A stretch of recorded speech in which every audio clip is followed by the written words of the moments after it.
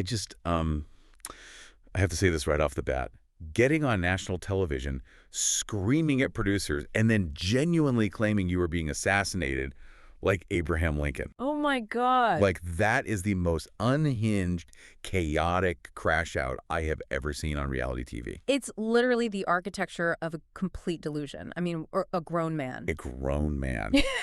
Mispronouncing his own girlfriend's name for an entire season. Yeah. But before we even get into that absolute mess, welcome back, babes. By the time most of you hear this, it'll be the middle of the week. And, babes, we hope you are having an amazing fucking week. Yes, we love you. We love you.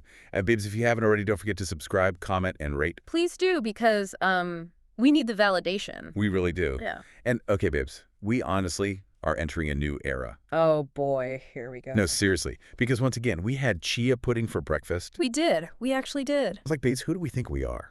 I mean, it's a complete wellness delusion. Yeah. You eat fiber for exactly one vegetarian week, and suddenly I am changed.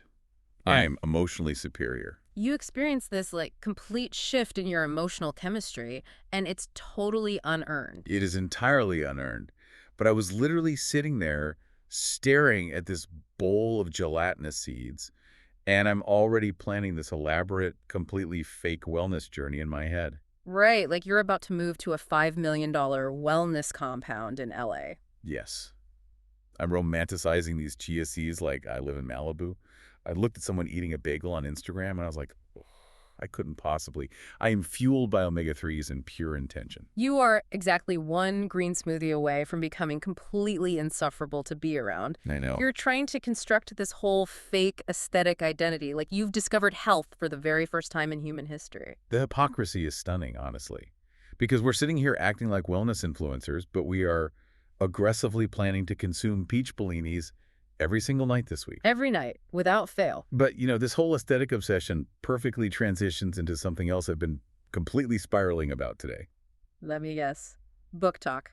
Yes. Because we've actually been so busy lately that we've completely lost our way with reading. And, babes, we need to get back into our book-to-took era immediately. By reading, you mean buying books faster than we could ever possibly read them. Exactly. I miss my hardcore fantasy romance obsession era so much. I have this, like, desperate need to be one of those mysterious coffee shop readers. The dark academia vibe. Right. I want to sit in a dimly lit cafe with an intimidating hardback book, looking emotionally devastated, so people walk by and wonder, like, what is her story? But the grim reality is that you read exactly 3 pages and then immediately get distracted by your phone. Yeah. I get distracted, but I remain deeply emotionally attached to completely fictional men. You do. It's actually concerning. I will defend a morally gray villain with my life, even if I haven't finished chapter 1. But you're just as bad. You judge every single book entirely by its cover art and its vibes. Look, I admit it. I am completely brainwashed by the algorithm. Book TikTok somehow convinces me that every newly hyped novel with a foil-stamped cover is going to fundamentally change my life. And alter your brain chemistry. Exactly. But it's all just an aesthetic performance. We want the reward of being these mysterious intellectuals without doing the actual laborious work of reading for 6 hours. Literally. But honestly, this is just a wild midweek spiral. And babes, we are sorry for the chaos. But we have so much to discuss tonight. We really do. The mess is overwhelming. So overwhelming. So we have our peach bellinis on deck, and babes, we ran them through the Ninja Slush machine. Oh my God. And these are literally life-changing. They are so dangerous. There is a sheer, unadulterated danger to having frozen cocktails on a weeknight. It's because frozen drinks automatically heal deep emotional damage. Like the ice just numbs the pain of the workday. The Ninja Slush machine has fundamentally altered our personalities. Totally. Every drink suddenly feels so luxurious. I feel like I'm on a luxury vacation in my own living room right now. And you're speaking with this immense, irrational confidence for absolutely no reason. I am. I've had exactly 3 sips, and I'm already primed to emotionally overshare. Well, good, because we need that energy for this recap. We have to dive into The Single Life Tell-All Part 2, and It's a disaster. It is a masterclass in psychological manipulation and terrible life choices. So let's just get right into the betrayal of the century. We have to start with Kimberly, Liz, and Jamal. Yeah, the absolute implosion of that entire dynamic. I had such a visceral emotional reaction to Kim's devastation. When the hookup was revealed and Kim looked at the camera and said, I'm going to throw up and I'm going to lose my shit. Yeah, I felt that in my soul. It was raw. It's the ultimate betrayal of girl code. But it wasn't even just the physical hookup. It was the suffocating secrecy of it all. Right, the fact that Liz sat there and broke down this incredibly weak defense. Oh my God, her defense was pathetic. She literally tried to claim she thought Kim knew. No, how would she know? Because, according to Liz, she casually mentioned that Jamal told her something, and because they had lightly flirted in the past, Liz assumed Kim automatically deduced that they were sleeping together. That is the most ridiculous logical leap. You don't just assume a mother knows her bestie slept with her son because they flirted once. Analytically speaking, it's a cowardly tactic. She's using assumptive communication to maintain plausible deniability. She's offloading the responsibility of the secret onto Kim. Yes. Kim specifically said on stage, like, he told me you guys flirted and I knew you made out, but I didn't know you had sex. You can't just omit the sex part and cross your fingers. But let me play devil's advocate here for a second. Fine. Jamal and Liz are grown adults. They are of similar ages. They had a drunken one-night stand after Liz had a highly traumatic, very public breakup. Is it possible Kim is just overreacting to two adults making a messy but ultimately victimless choice? No, Yeah. absolutely not. I am pushing back so hard on that. It is not about the sex. It's about the deeply unbalanced trust. Because of the secrets. Exactly. The adoption secret. Liz knew about Kim's secret adoptions before Jamal did. That is the detail that fundamentally shifts the power dynamic. It changes everything.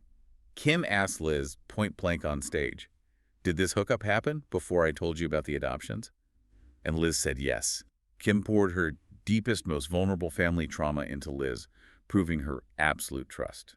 And in return, Liz is having secret pillow talk with Kim's son, completely hiding it from her. While pretending to be her safe space. When Kim asked, "How do I know things I'm telling you you weren't telling my son?" That isn't an overreaction. That is a completely rational fear. The foundational trust is shattered. Liz proved she can compartmentalize massive secrets, and her lack of proactive accountability is staggering. She only apologized when the host cornered her under the studio lights. I would never recover from that. The friendship would be permanently terminated. But somehow this wasn't even the only mess Liz was deeply entrenched in on that stage. Oh no, we have to talk about the most agonizingly awkward ultimatum of the night. Liz, Alec, and the ghost of Via from the Dominican Republic. The secondhand embarrassment was paralyzing. I was screaming at my TV. Liz is sitting there on the couch, literally flashing a 4-carat engagement ring from her new fiancé, Alec. Who is sitting mere inches away from her. Yes. And she looks Via, her vacation fling, dead in the eyes, and tells him, "I did love you. I knew I was falling in love with you." While her fiancé is breathing the same oxygen next to her. Why did Via need to know that, Liz? Why? Because Liz feeds on triangulation. She needs the validation of being desired by multiple men. It elevates her perceived value in her own mind, even if it completely publicly humiliates her current partner. It is so toxic. Via's like, "Oh, I felt the same way."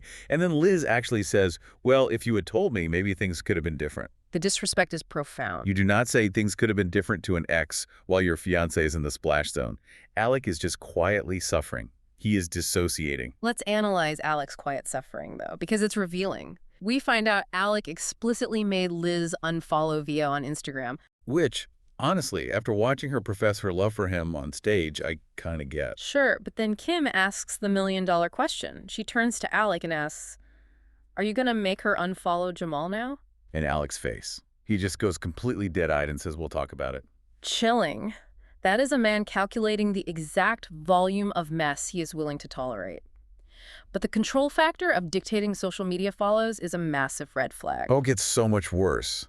Because right after this awkwardness, they dropped the most emotionally overwhelming medical ultimatum out of nowhere. The tonal whiplash was severe. Liz reveals she has ovarian cancer and needs a hysterectomy soon. Which, first of all, my heart goes out to anyone dealing with that. It's terrifying. It's a profound medical crisis. But then, because Alec wants biological kids, they have to get pregnant right now. Immediately before the surgery. This is a psychological nightmare. I am overwhelmed just thinking about it. You have a brand new, highly volatile relationship. You're dealing with infidelity rumors, trust issues, exes, and now you are rushing a pregnancy to beat a surgical clock.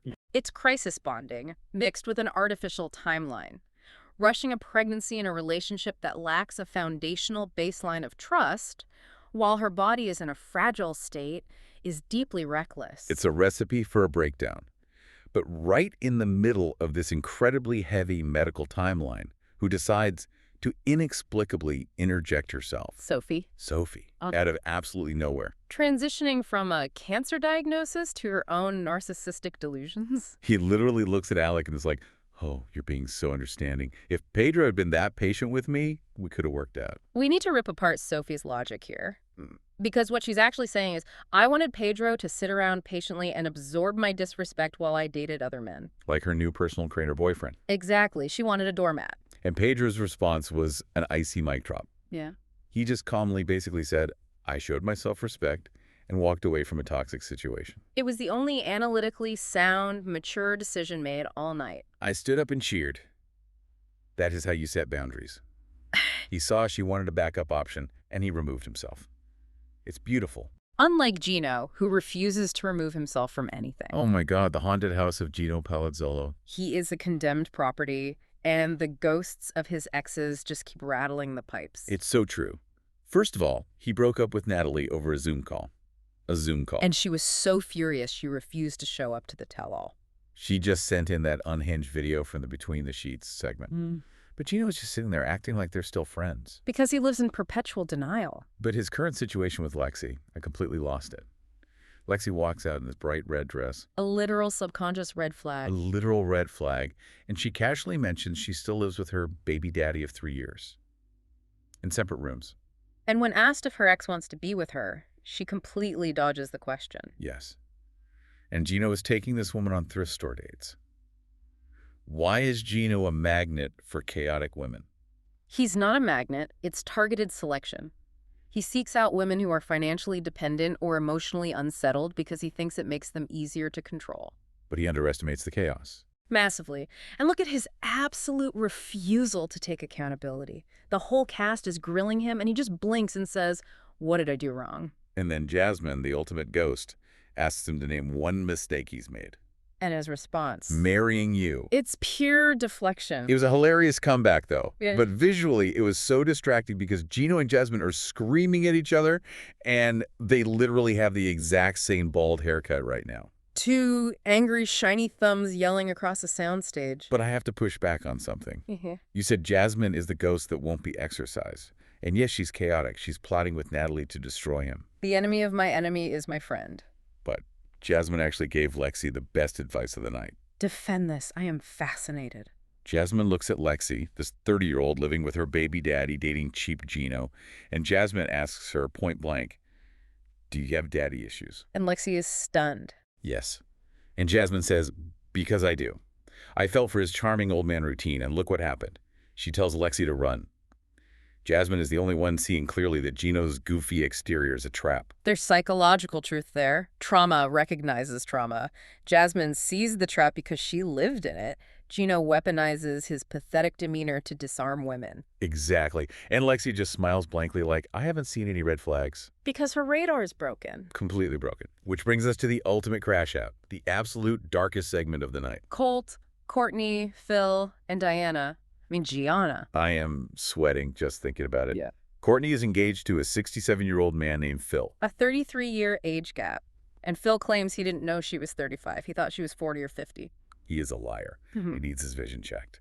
But they temporarily break up, and the first thing Courtney does is secretly message Colt. While he's in Brazil. Yes, I am spiraling over her obsession. Why is she checking up on the man she literally had to wipe the ass of in Mexico? Because she's addicted to the chaos of the messy middle. A quiet relationship with an older man feels boring to her nervous system. But she invited Colt on a group trip while she was broken up with Phil. The emotional desperation is so painful. She's sabotaging herself.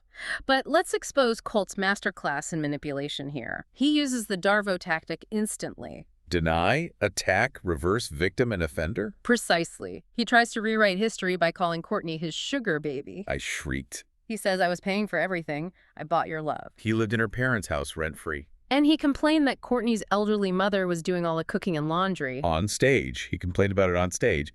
The absolute lack of self-awareness. But the disrespect peaks with his current girlfriend. She's on video call in a cast. And the host says, hi, Gianna. And we realize Colt has been calling her Diana all season. Mispronouncing his own girlfriend's name. It dehumanizes her, And then Courtney brings out the Canadian DM receipts. claiming Colt was begging a Canadian girl to visit him. Colt screams he's innocent. Gianna hangs up on him. He tries to call her back. She hangs up again.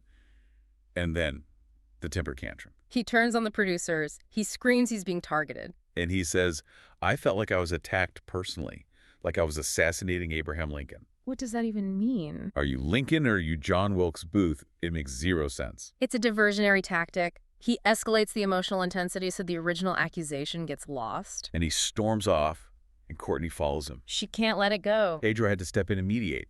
Pedro told Gianna not to let the past affect the present. Which is terrible advice. Always judge a serial cheater by his past. It was so pathetic. But before we get to our segments, we have to quickly mention the shocking offstage news. The real-world consequences catching up. Jenny's heartbreaking ALS diagnosis. We are sending so much love to her and Sumit. It really puts the reality TV bubble into perspective. It does. And on a darker note, Patrick filing for divorce from Thais, followed by her domestic violence arrest. A legal and PR disaster. The chaos doesn't stop when the cameras turn off. It really doesn't. Yeah. Okay, I need a sip of my slushie before segment 1. Most emotionally unwell. Debate who seemed the most chaotic and unstable. I am locking in my pick. It is Courtney. Over Colt. Defend this. Look at the risk-to-reward ratio. She has a stable, 67-year-old fiancé. She has an exit ramp, but she risks it all to text Colt, the man who treated her like garbage. She is addicted to her own suffering. It is chronically messy. Analytically, she lacks self-preservation. But my pick is Colt. Explain. The sheer volume of his instability. Rent-free in his ex's childhood bedroom, complaining about the mom doing his laundry, the Canadian DMs, calling Gianna Diana, and the Abraham Lincoln quote. It is a complete structural collapse of the adult psyche. Okay, the Lincoln quote is the ultimate trump card. Fine. Segment 2. Would we survive dating them? A terrifying thought experiment. I claim I can survive dating Alec. The man issuing immediate medical ultimatums to a woman facing a hysterectomy? Yes. Because my book tech delusion makes me love the idea of an intense, fast-paced romance. He proposed fast, bought a 4-carat ring, wants a family. It gives that intense energy. You wouldn't survive an afternoon. He told her to unfollow her ex and said, we'll talk about it regarding Jamal. You would chafe under that parental control instantly. True. Who is your pick? Pedro. Pedro. Yes, he showed the only green flag. He establishes firm boundaries and leaves if you act foolishly. If you don't bring chaos, you're fine. It's clean and efficient. You want an Excel spreadsheet, not a relationship. Our peace. Segment 3. Biggest midlife crisis energy. Gino versus Phil. It's Gino for me. Going on thrift store dates with a 30-year-old who lives with her baby daddy, fighting with 2 exes on TV, refusing to admit mistakes. It's peak crisis. Gino is a chronic crisis, but Phil is the ultimate embodiment. He is 67. He pretends he thought a 35-year-old was 50. He's tolerating high school drama from Courtney because he's terrified of aging and wants to absorb her chaotic youth. You psychoanalyzed him to filth. Okay, final segment. Things that should have stayed in the group chat. The filters were non-existent. Liz telling Via she was falling in love with him in front of Alec. That is an intrusive thought. You text that to a friend and delete it. You don't say it out loud next to your fiancé. Excruciating. But mine is Colt complaining about Courtney's mom doing his laundry. The audacity. Absolute zero self-awareness. You lived rent-free and treated her elderly mother like a servant. Take that shameful fact to your grave. He genuinely thought it made Courtney look bad. Oh my God, I am emotionally exhausted. The psychological toll is immense. My slushie is melting. But babes, we need to hear from you. What's your biggest dating red flag? Is it someone maintaining a lease with their ex or refusing to learn your name? Which cast member do you trust the least? The behavioral data points to a clear winner, but we welcome external analysis. Are frozen cocktails dangerous on a weeknight? Scientifically, yes. Are you entering your fake wellness era too? Yeah. Tell me I'm not alone with this chia pudding. And what book talk recommendation actually changed your life? We need something fictional to distract us from Colt's Lincoln complex. Definitely remind your messiest bestie to like, comment, subscribe, and share the podcast. Because we love analyzing this hyper-exaggerated funhouse mirror. We really do. So stay messy, stay delusional, and we will see you on the Snark side.